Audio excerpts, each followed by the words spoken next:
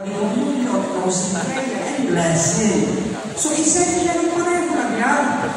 Meron nagsabi ka ng Father, sabi nila yung daw nag-iisa natin na yun, galing daw yan sa protestante. Sabi ko, alam ko hindi, sila ulang maniniwala dyan.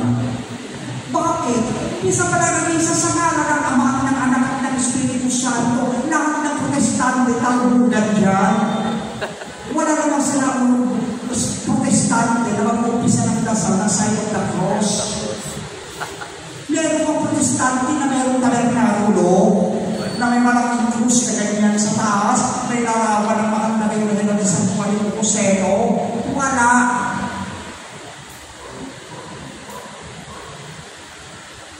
Hindi mo ito isa natin, isa Tagalog, protestante na. Walang ganon. Yung Tagalog, galing din yan sa Diyos. Diba? Next page.